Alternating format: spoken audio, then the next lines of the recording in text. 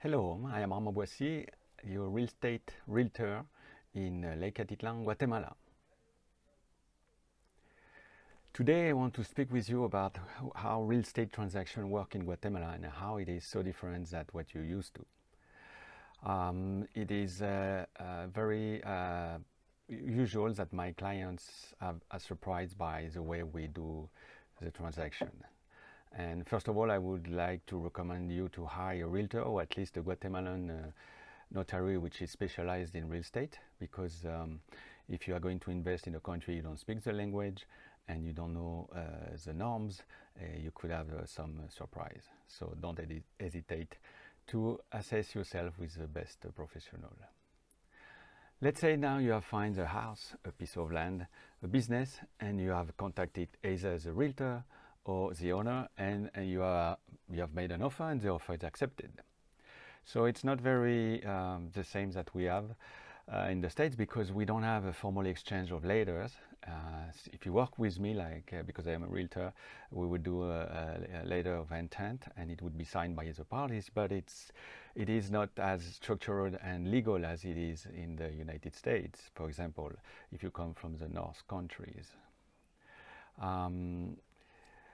If you work directly with the owner, it's better to check out also with your lawyer, because the lawyer, you don't know the language, so you don't want the owner forcibly to be the party. Home inspection, that's the second thing people are very surprised that we don't have here. I'm talking about the areas of are not like the cities. In the cities, if you buy a new building, a new house, well, we are pretty sure that it's backed up by companies that have a large history of construction. But when you buy something used in the countryside, yes, you buy what you see. So you can have an inspection, and it's done by a civil engineer. We can recommend ones, and they will give you a state of the property just before you're buying. But it would be at your own expenses. So it's not something that it's usually done, so you have to be cautious on this side. Financing. All the transactions are cash, especially when it's outside the cities and outside projects were developed by developers that have capacity to finance their projects. So if you buy a second-hand house or a vacation getaway in Lake Atitlan, for example, you would have to come up with a cash. There's very few places you can have financing, but we do have on Lake Atitlan nowadays a couple of projects that we have some financing available.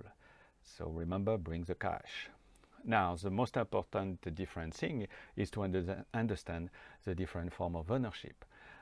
In Guatemala, we basically have three forms: title property, and rights of possession, and government leasehold. Title of property, this one has the most secure form of ownership because they have been registered in the Guatemalan National Registry of Properties. They are normally old properties, and you find them in the cities. Around the lake, for example, it's very unusual to find title properties. So the advantage you have is that you can mortgage them eventually, so that's a good point, and also it could be used as a collateral for acquiring private lending. Rights of possession. Rights of possession is the most common form of ownership. It's not exactly an ownership. We have the right to be on the land. Somebody can have the property of the land, but you have the right to be on it. Who can be this other person who owns the land? It could be the state, if the land is 200 meters from the waterfront, which is the state land, or it could be a village, like Santiago Atitlan in the lake, for example. So the rights of possession, it's if you buy rights of possession, which is common around the lake, then it's advised to upgrade it, these rights, to what the next legal form allow you to do, which is, in the case of land which is not waterfront, ask for a transitory title, what we call título supletorio. And if not, it's you have to get a leasehold contract. If you're in the 200 meter from the waterfront back, this is a state land. Now, the state land, it is what you would own through a leasehold contract. And the leasehold contract, you have to get the rights of possession, or you can buy the rights already, the pre-existing rights of the contract, which happen often now.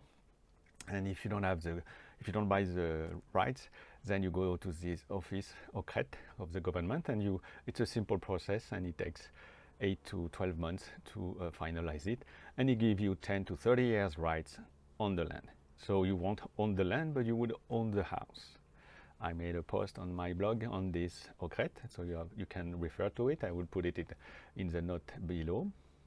And don't forget to subscribe to my channel and click on the bell in order to be updated on the new listing and the new topics of interest if you would like to invest or retire in Guatemala. So now the third thing, which is very different than in the States, it's regarding pricing.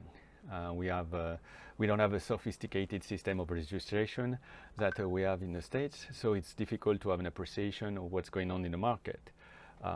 Values vary a lot because each property are very unique, and therefore you really need somebody to access you who know deeply the ground in order to get an idea of what is available.